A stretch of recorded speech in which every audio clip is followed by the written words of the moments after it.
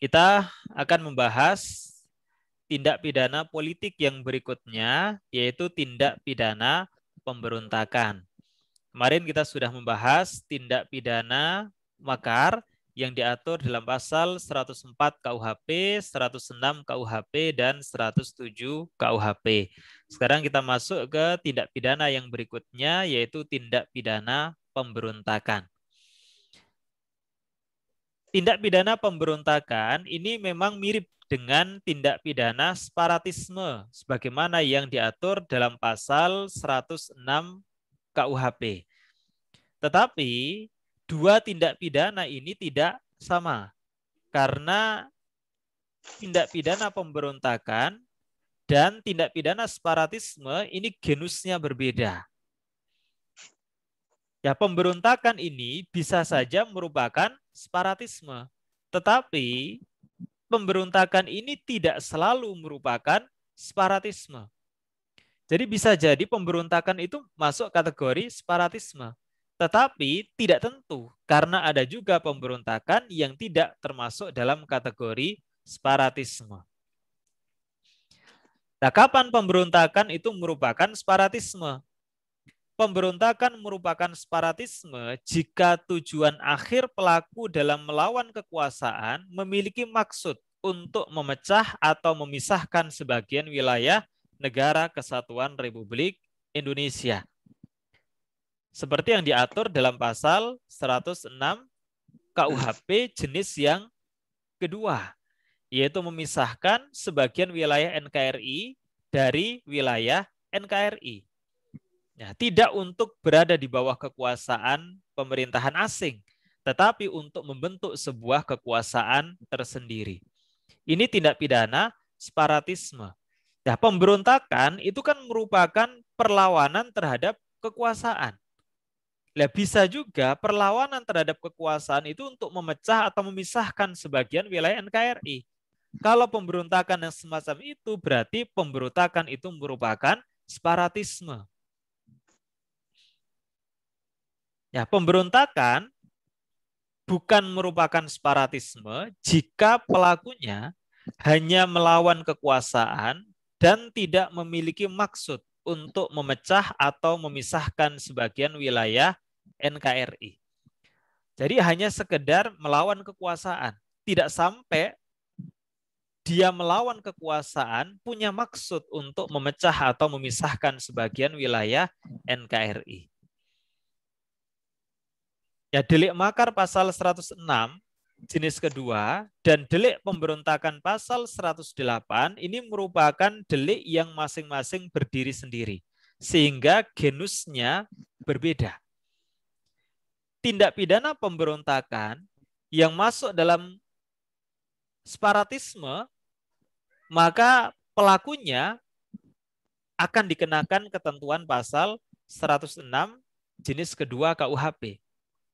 Tetapi kalau tindak pidana pemberontakan itu tidak sampai pelakunya punya maksud melakukan separatisme, maka berarti pelakunya akan dikenakan ketentuan pasal 108 KUHP. Jadi kalau pemberontakan yang sampai merupakan separatisme, maka pasal 106 jenis kedua KUHP. Kalau pemberontakan tidak sampai kepada separatisme, maka dikenakan ketentuan pasal 108 KUHP. Ya, bagaimana untuk menilai pemberontakan itu sudah masuk ke separatisme atau bukan? Sebab akan menentukan ketentuan pasal mana yang diterapkan. Tadi 106 kedua dengan pasal 108. Ya, untuk melihat pemberontakan itu termasuk separatisme atau bukan, maka bisa dilihat dari beberapa fakta. Fakta yang pertama dilihat dari ADART organisasi. Kalau memang perbuatannya dilakukan oleh sebuah organisasi. Misalnya apa? Pemberontakan dilakukan oleh Republik Maluku Selatan, RMS. Lihatlah ADART RMS. Apakah dalam ADART-nya secara eksplisit disebutkan bahwa RMS ini punya visi untuk mendirikan sebuah negara tersendiri? Kalau iya, separatisme, pemberontakannya. Bisa dilihat juga dari fakta berupa tuntutan-tuntutan gerakannya. Apa sih yang mereka tuntut dari pemberontakan yang dia lakukan? Misalnya pemberontakan yang dilakukan oleh Gerakan Papua Merdeka atau organisasi Papua Merdeka, OPM. Mereka menuntut untuk memisahkan diri dari NKRI misalnya. Oh, berarti dari tuntutan-tuntutannya bisa dilihat bahwa fakta itu menunjukkan pemberontakan ini sudah masuk ke dalam separatisme. Kalau tidak ada tuntutan itu, ya bisa jadi bukan separatisme. Kemudian bisa juga dilihat dari fakta berupa statement politik dari pimpinan gerakan. Karena apa? Statement politik dari pimpinan gerakan ini sudah mewakili apa yang diinginkan dari gerakan itu. Ya kalau memang statement politik dari pimpinan gerakan itu mengarah kepada memisahkan daerah tertentu dari NKRI, maka masuk separatisme. Nah, dari 3 fakta inilah maka paling tidak bisa dibedakan pemberontakan yang merupakan pelanggaran terhadap pasal 108 KUHP dengan pemberontakan yang sudah masuk ke dalam kategori tindak pidana separatisme sebagaimana yang diatur dalam ketentuan pasal 106 kedua KUHP. Ini beberapa kriteria untuk membedakan tindak pidana pemberontakan dengan tindak pidana separatisme atau makar pasal 106 kedua KUHP. Nah, sekarang coba kita lihat konstruksi yuridis tindak pidana pemberontakan. Ini bunyi ketentuan pasal 108 KUHP. Ayat 1, karena bersalah melakukan pemberontakan dipidana dengan pidana penjara selama-lamanya 15 tahun. Ke-1, untuk siapa? Barang siapa yang melawan dengan senjata terhadap kekuasaan yang ada di Indonesia. Melawan dengan senjata terhadap kekuasaan yang ada di Indonesia. Kedua, terhadap siapa? Barang siapa dengan maksud untuk melawan kekuasaan yang ada di Indonesia, bersama atau menggabungkan diri dengan suatu gerombolan yang melakukan perlawanan bersenjata terhadap kekuasaan tersebut.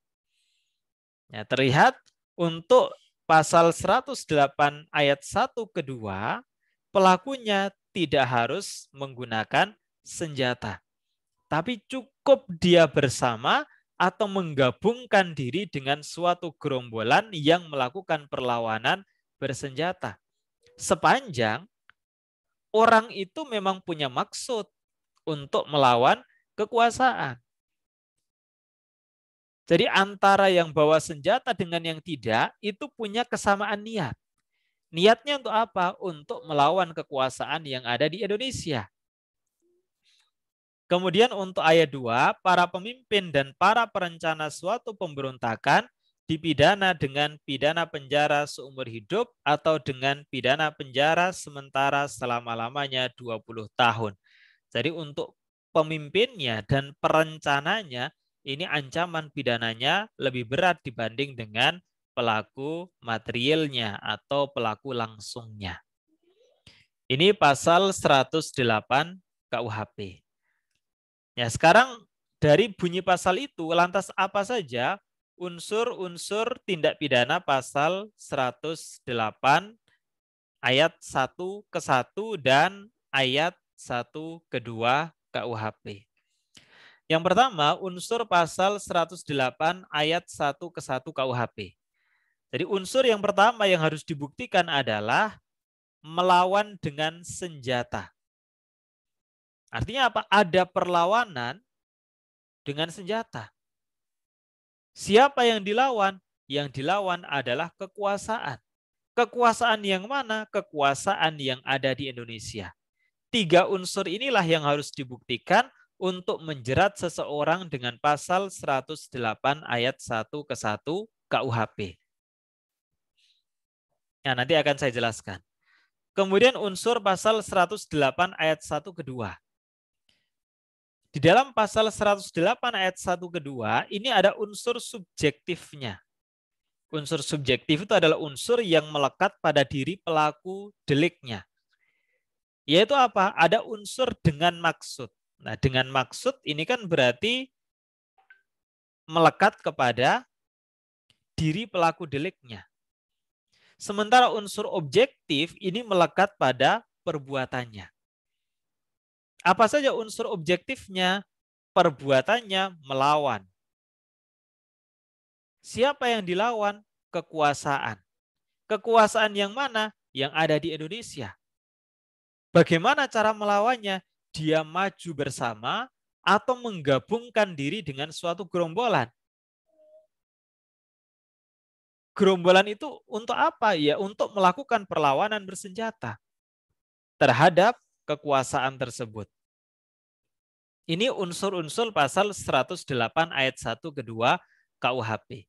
Jadi unsur-unsur inilah yang harus dibuktikan untuk menjerat seseorang dengan ketentuan pasal 108 ayat 1 kedua KUHP. Nah, ini beberapa catatan.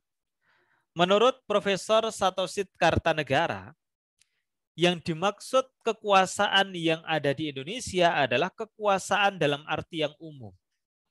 Tidak harus kekuasaan itu adalah kekuasaan yang berada di pusat, tetapi termasuk juga kekuasaan yang ada di daerah.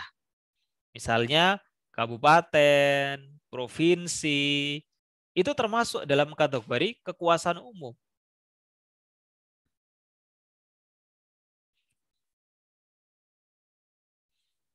Jadi kalau ada gerakan untuk melawan atau melakukan pemberontakan bersenjata terhadap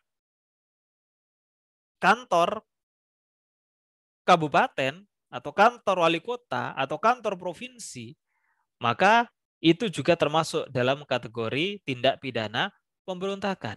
Jadi tidak harus kekuasaan yang berada di pusat. Kemudian Lamintang mengatakan kekuasaan ini tidak hanya pemerintah saja, tetapi kekuasaan umum. Kalau Satosit Kartanegara memaknai kekuasaan umum itu bukan saja di pusat tapi juga di daerah, tetapi Lamintang ini memaknai kekuasaan umum ini bukan hanya di pusat dan daerah, tetapi juga kekuasaan-kekuasaan cabang. Bukan hanya kekuasaan eksekutif yang berada di pusat ataupun di daerah. Seperti misalnya kepresidenan, kabupaten, kemudian kota, provinsi. Tetapi termasuk juga kepolisian, kejaksaan, dan lain sebagainya. Ini termasuk dalam kategori kekuasaan umum. Termasuk BUMN, seperti PT, Telkom misalnya, pemberontakan untuk menguasai komunikasi misalnya, kemudian PT Pertamina, pemberontakan untuk menguasai minyak misalnya, itu juga termasuk dalam kategori tindak pidana pemberontakan. Jadi bukan hanya melakukan perlawanan terhadap misalnya kantor kepresidenan, kantor provinsi dan seterusnya, tapi termasuk juga kepolisian, kejaksaan, dan badan usaha milik negara atau badan usaha milik daerah. Karena memang stressingnya adalah untuk memberikan perlindungan terhadap kepentingan publik. Ya, kekuasaan-kekuasaan itu kan terkait dengan kepentingan publik. Maka itulah yang hendak dilindungi dengan ketentuan pasal 108 KUHP. Lamintang juga mengatakan tindak pidana pemberontakan tidak harus selesai karena disamakan dengan makar. Nah, sesuai ketentuan pasal 87 KUHP. bahwa pelaku dapat dipidana sebagaimana diancamkan dalam pasal 108 ayat 1 KUHP segera setelah maksud mereka untuk melakukan suatu perlawanan bersenjata terhadap kekuasaan yang sah yang ada di Indonesia itu menjadi nyata dalam bentuk permulaan pelaksanaan. Yang penting kan memenuhi syarat subjektif, syarat objektif, dan syarat yuridis atau hukum. Tidak ada keraguan sama sekali bagi pelakunya untuk melakukan perlawanan bersenjata, syarat subjektifnya. Kemudian perbuatannya sudah sedemikian rupa mendekati pada terjadinya delik yang dituju. Jadi sudah dekat sekali dengan pemberontakan bersenjata, meskipun belum terjadi. Baru membawa senjata, tapi belum sampai kepada terjadi pemberontakan.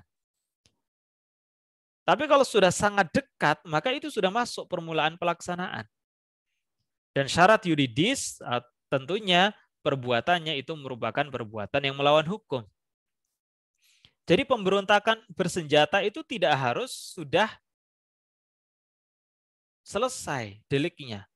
Tetapi cukup sampai permulaan pelaksanaan. Sebagaimana yang berlaku untuk tindak pidana atau delik makar. Ini menurut Lamintang.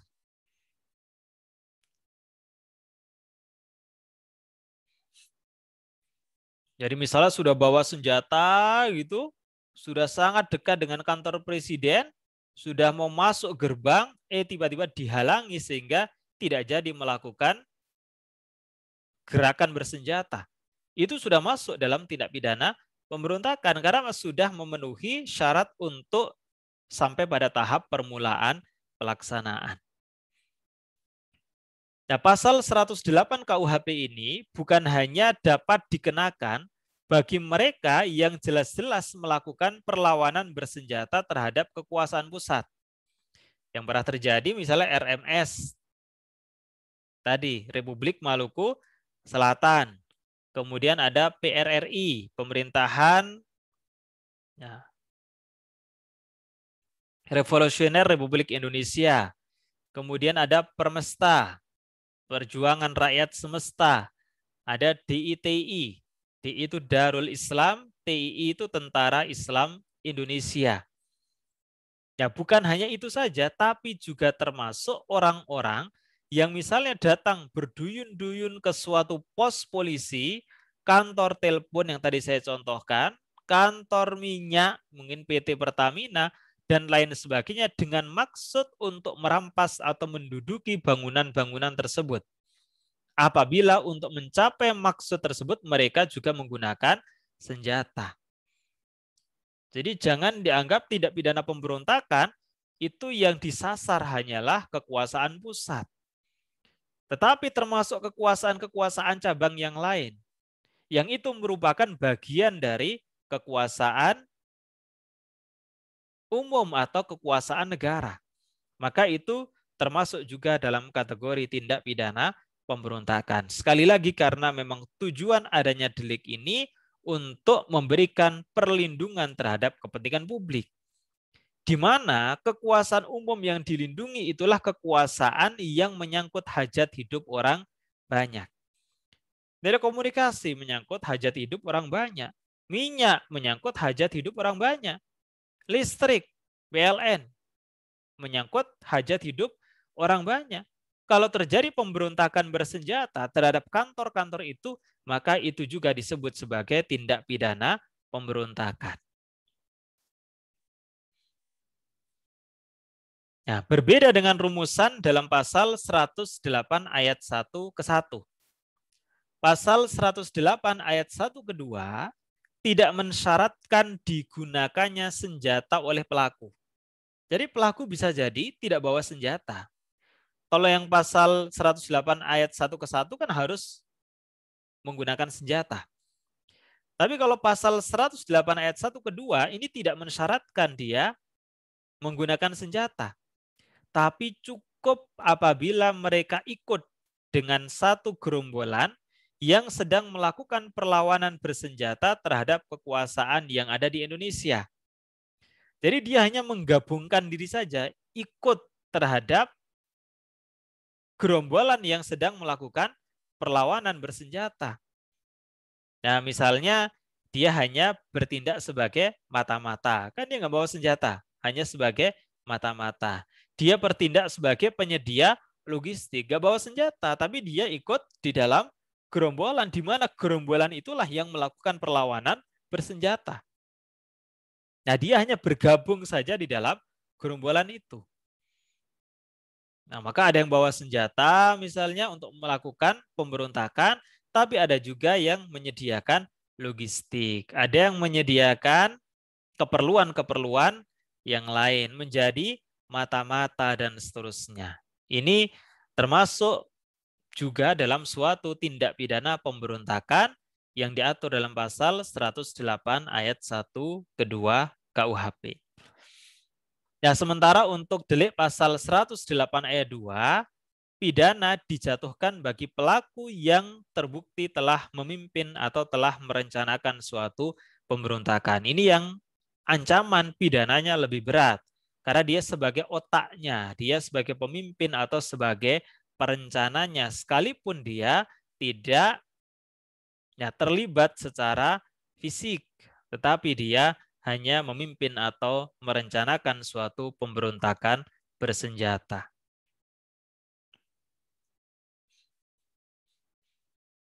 Ya, ini catatan juga, sekalipun tidak secara tertulis, tindak pidana pemberontakan pasal 108 ayat 1 kedua, jadi memang di rumusan delik pasal 108 ayat 1 kedua, ini tidak ada unsur subjektifnya. Tetapi bukan berarti tidak ada unsur subjektifnya. Karena tidak mungkin secara logika orang melakukan tindak pidana pemberontakan itu secara kealpaan. Masa dia alpa melakukan pemberontakan? Kan nggak mungkin. Pasti pemberontakan itu dilakukan secara sengaja. Oleh karenanya sekalipun secara eksplisit tidak ada dalam rumusan delik untuk unsur subjektifnya, tetapi adanya unsur kesengajaan dalam pasal 108 ayat 1 ke 1 ini tetap harus dibuktikan. Apa saja yang harus dibuktikan terkait dengan sikap batin sengaja itu? Yang pertama, yang harus dibuktikan adalah pelaku memang telah menghendaki untuk melakukan suatu perlawanan bersenjata. Memang menghendaki. Jadi dia melakukan perlawanan bersenjata itu bukan tanpa kehendak. Ya memang dia kehendaki untuk melakukan itu. Kemudian yang kedua, pelaku telah menghendaki dipergunakannya senjata dalam perlawanan yang ia lakukan atau setidaknya dia tahu bahwa dalam perlawanan yang ia lakukan telah dipergunakan senjata. Jadi dia juga memang menghendaki untuk menggunakan senjata. Jadi yang pertama dia menghendaki melakukan perlawanan, kemudian yang kedua dia memang menghendaki untuk menggunakan senjata dalam melakukan perlawanan. Kemudian yang ketiga, pelaku menghendaki atau setidak-tidaknya mengetahui bahwa perlawanan bersenjata yang ia lakukan ditujukan terhadap kekuasaan yang sah yang ada di Indonesia. Jadi kesengajaannya itu terhadap tiga. Pertama, kesengajaan berupa kehendak untuk melakukan perlawanan. Yang kedua adalah kesengajaan berupa kehendak untuk menggunakan senjata dalam melakukan perlawanan. Dan yang ketiga adalah kehendak atau kesengajaan berupa kehendak untuk melakukan perlawanan terhadap kekuasaan yang sah yang ada di Indonesia. Jadi ini tiga kesengajaan yang harus dibuktikan meskipun secara eksplisit tidak dicantumkan dalam pasal 108 ayat 1 ke 1 KUHP. Ya berbeda kan dengan tindak pidana pemberontakan pasal 108 ayat 1 ke 2 KUHP yang di dalamnya secara eksplisit dirumuskan adanya bentuk kesengajaan berupa dengan maksud. Sehingga majunya atau bergabungnya pelaku dengan suatu gerombolan bersenjata harus didasari dan dimaksudkan olehnya untuk tujuan melawan kekuasaan. Kalau tidak ada kesadaran, tidak ada maksud yang demikian, ya nggak bisa dikategorikan sebagai tindak pidana pemberontakan pasal 108 ayat 1 kedua, sekalipun ia ikut menyerbu atau ikut bergabung. Jadi nggak bisa dikenakan ini ketika ada perlawanan bersenjata, wah agar keren kan namanya anak muda, kemudian dia ikut bergabung aja. Dia nggak ngerti kalau gerakan bersenjata itu ditujukan untuk melakukan pemberontakan terhadap kekuasaan yang sah.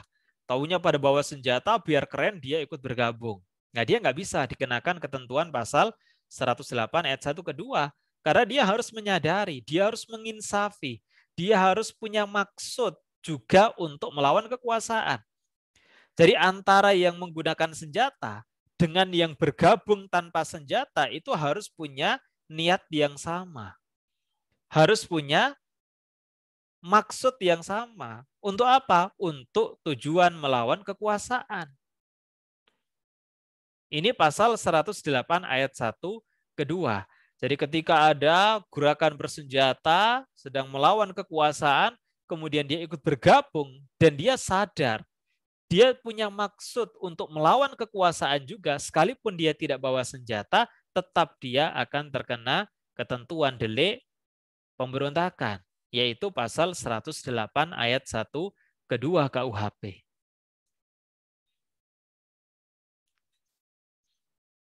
Nah, adapun terkait dengan jenis senjata yang digunakan tidak ada ketentuan secara limitatif.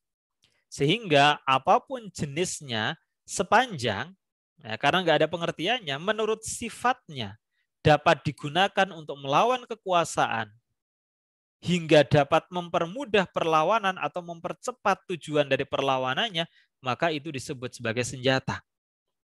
Mau pakai pistol, mau pakai bambu runcing, mau pakai kayu, mau pakai pedang, pakai pisau, sepanjang menurut sifatnya bisa mempermudah perlawanannya atau mempercepat tujuan dari perlawanan yang dia lakukan, maka itu termasuk dalam kategori senjata. Jadi memang tidak ada pembatasannya.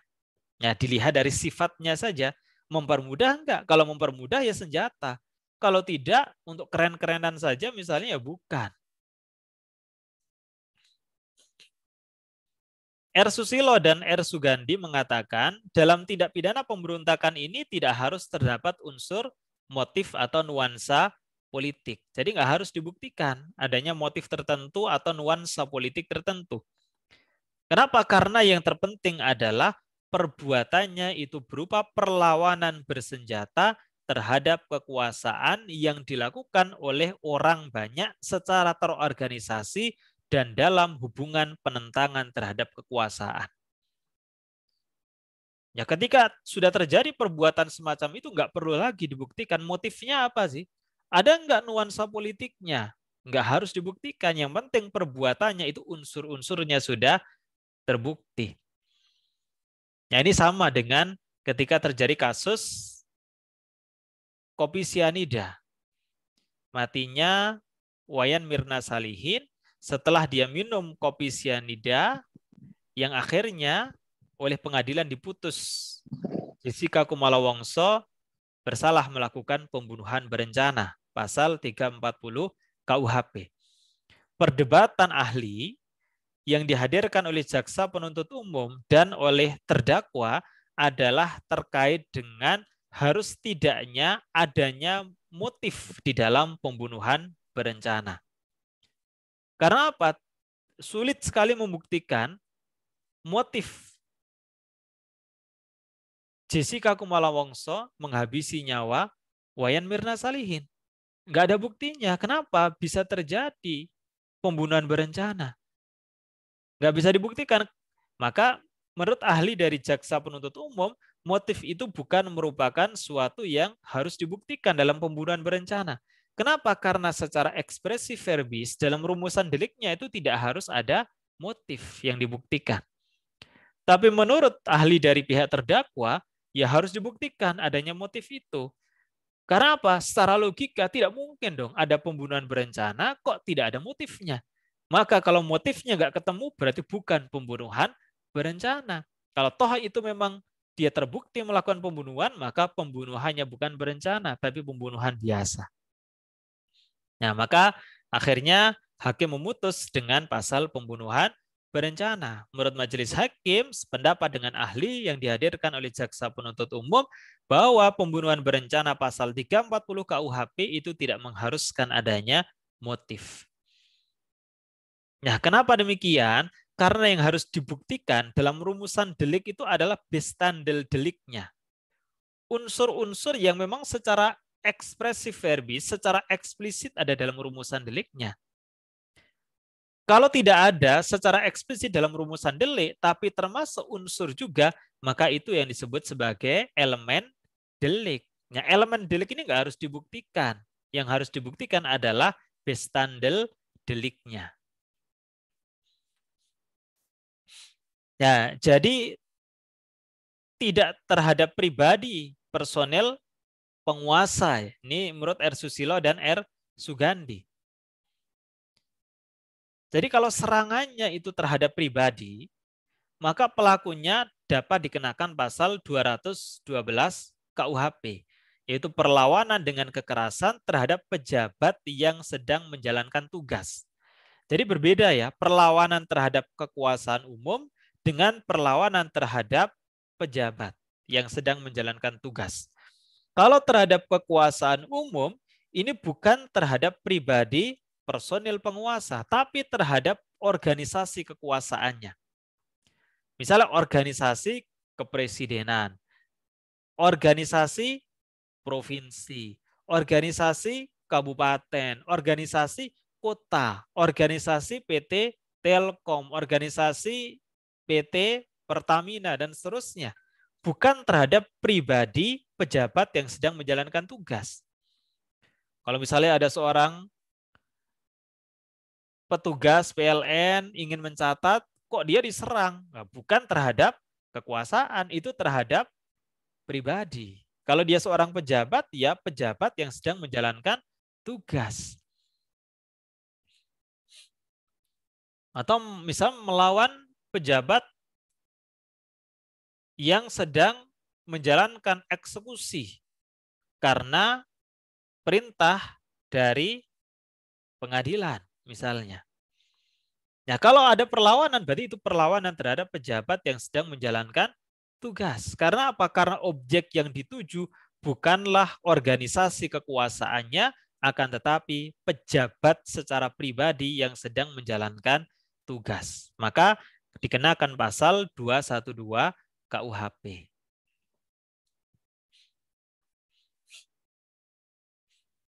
Ya, ini terkait dengan delik permufakatan.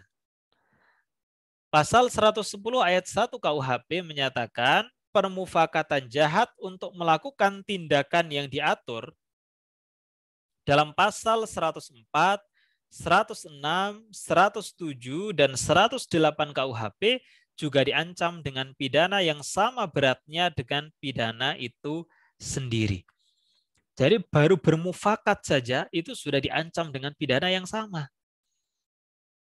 Ya, apa itu permufakatan jahat? Ada di pasal 88 KUHP. Ini ada di bab 9 buku ke-1. Karena bab 9 buku ke-1 itu merupakan tafsir autentik dari buku kedua dan ketiga KUHP. Makanya yang berlaku untuk ketentuan hukum pidana di luar KUHP adalah ketentuan bab 1 sampai dengan bab 8 buku ke-1. Tidak termasuk bab 9. Karena tadi untuk bab 9 hanya merupakan tafsir otentik. Sehingga yang mestinya hanya digunakan untuk ketentuan yang memang ditafsirkan oleh ketentuan itu. Yaitu buku kedua dan buku ketiga KUHP. Ya, maka pasal 110 menyatakan yang berlaku juga untuk hukum pidana di luar KUHP adalah ketentuan bab 1 sampai dengan bab 8 buku ke-1 KUHP. Nah, di pasal 88 KUHP disebutkan yang dimaksud permufakatan jahat untuk melakukan sesuatu dianggap terjadi apabila setelah dua orang atau lebih mencapai suatu kesepakatan untuk melakukan kejahatan. Jadi intinya adalah ada kesepakatan. Nah, ketika orang sudah bersepakat untuk membunuh presiden atau wakil presiden, kena delik permufakatan. Ancaman pidananya bagaimana? Sama dengan delik yang selesai. Sama halnya dengan tindak pidana pemberontakan, pasal 108. Sepakat untuk melakukan pemberontakan terhadap kekuasaan umum, baru bersepakat saja, ancaman pidananya sudah sama. Ya, mengingat sifatnya yang sangat berbahaya itulah, pembentuk KUHP telah menentukan bahwa para pelaku tindak pidana tersebut dapat dipidana jika telah bermufakat untuk melakukan kejahatan yang bersangkutan. Ini karena serious crime, kejahatan yang serius. Sehingga jangan sampai kejahatan itu terjadi. Maka untuk mencegah agar jangan sampai kejahatan itu terjadi, orang yang baru bermufakat saja sudah diancam dengan pidana yang sama dengan orang yang selesai melakukan kejahatan. Ini untuk pasal makar dan pemberontakan. Makar 104, 106, 107, dan pemberontakan pasal 108. Jadi baru bermufakat, bersepakat saja, itu sudah diancam dengan pidana yang sama dengan tindak pidana yang selesai. Ya, kemudian pasal 110 ayat 2 KUHP, pidana yang sama dapat dijatuhkan bagi mereka yang dengan maksud untuk mempersiapkan atau untuk memperlancar salah satu kejahatan makar atau kejahatan pemberontakan. Ya, dengan maksud mempersiapkan atau memperlancar kejahatan itu bagaimana bentuknya? Sudah ditentukan di dalam pasal 110 ayat 2 KUHP. Apa saja perbuatannya? Yang pertama, dianggap dia punya maksud untuk mempersiapkan atau memperlancar salah satu kejahatan apabila dia berusaha menggerakkan orang lain untuk melakukan, menyuruh melakukan, atau turut melakukan kejahatan itu. Jadi menggerakkan, menghasut. Hei, kamu lakukan makar untuk membunuh presiden atau wakil presiden. Kamu lakukan pemberontakan terhadap kekuasaan umum. Ini menggerakkan orang lain. Ya, berusaha menggerakkan orang lain untuk melakukan, menyuruh melakukan, atau turut melakukan kejahatan itu untuk memberikan bantuannya pada waktu atau memberikan kesempatan, sarana-sarana, atau keterangan-keterangan untuk melakukan kejahatan yang bersangkutan. Jadi memberikan bantuan itu juga termasuk dianggap punya maksud untuk mempersiapkan atau memperlancar makar maupun pemberontakan. Kemudian yang kedua, mencoba memperoleh kesempatan sarana-sarana atau keterangan-keterangan untuk melakukan kejahatan seperti itu, baik kepada dirinya maupun kepada orang lain.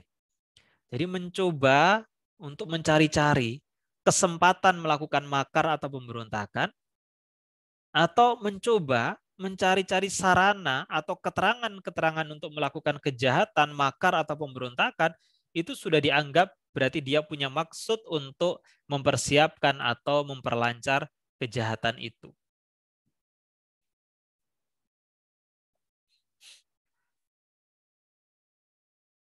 Ya, kalau yang pertama tadi kan dia berusaha menggerakkan, menghasut orang lain. Menghasut itu apa? Untuk melakukan, menyuruh, atau turut melakukan kejahatan. Atau menghasut orang lain untuk memberikan bantuan dalam melakukan kejahatan, makar, atau pemberontakan. Hei, kamu bantulah itu senjata untuk melakukan pemberontakan. Supply itu senjata. Kamu kan punya link misalnya. Ya berarti menggerakkan orang untuk memberikan bantuan dalam melakukan kejahatan. Kalau yang kedua, dia mencoba mencari-cari kesempatan, sarana, atau keterangan untuk melakukan kejahatan, makar, atau pemberontakan. Kemudian yang ketiga, mempunyai persediaan barang-barang yang ia diketahui diperuntukkan untuk melakukan kejahatan itu. Jadi dia punya persediaan barang-barang yang diketahui diperuntukkan untuk melakukan kejahatan itu. Jadi dia sebagai pemilik persediaan barang yang diperuntukkan untuk melakukan kejahatan itu. Ya, jadi pemilik itu tahu kalau memang apa yang dia miliki itu diperuntukkan untuk melakukan kejahatan itu. Maka itu pun sudah dianggap punya maksud untuk mempersiapkan atau memperlancar salah satu kejahatan, makar, atau pemberontakan. Yang keempat, mempersiapkan atau mempunyai rencana-rencana tentang pelaksanaan dari kejahatan yang bersangkutan yang maksudnya akan diberitahukan kepada orang lain. Jadi dia sudah punya mapping barangkali. Sudah punya rencana-rencana untuk melakukan kejahatan, makar, atau pemberontakan. Di mana rencana-rencana itu dia punya maksud untuk diberitahukan pada orang lain. Ini dianggap memperlancar nih. Memperlancar salah satu kejahatan, makar, atau pemberontakan. Dan yang terakhir, berusaha mencegah, menghambat, atau menggagalkan suatu tindakan yang diambil oleh pemerintah untuk mencegah atau menindak pelaksanaan dari kejahatan yang bersangkutan. Jadi ketika akan terjadi makar, akan terjadi pemberontakan, kemudian dia mengambil peran untuk mencegah agar jangan sampai pemerintah itu melakukan tindakan pencegahan terhadap kejahatan-kejahatan yang dilakukan. Ya, misalnya mengalihkan kepada hal yang lain sehingga tidak bisa mencegah terhadap kejahatan-kejahatan yang terjadi. Ini pasal 110 ayat 2. Jadi terhadap mereka-mereka yang punya maksud mempersiapkan atau memperlancar salah satu kejahatan baik makar maupun pemberontakan dengan poin-poin yang telah ditentukan dalam pasal tersebut, ini juga dijatuhi pidana.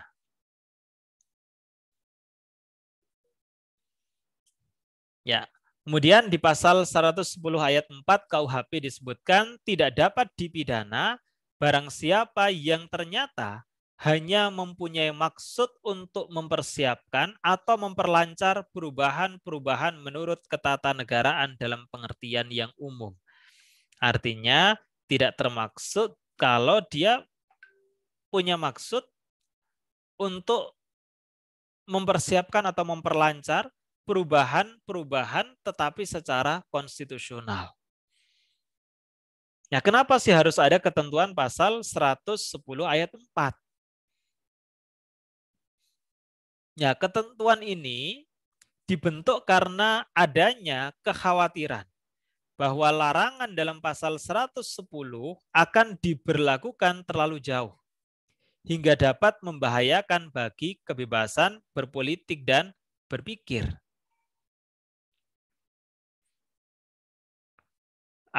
Dan juga bertindak.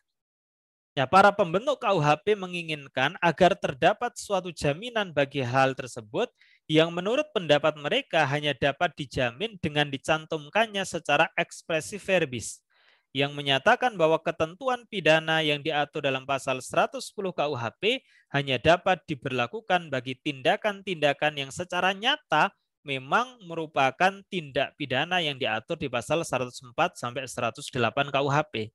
Kan ini tadi perbuatannya.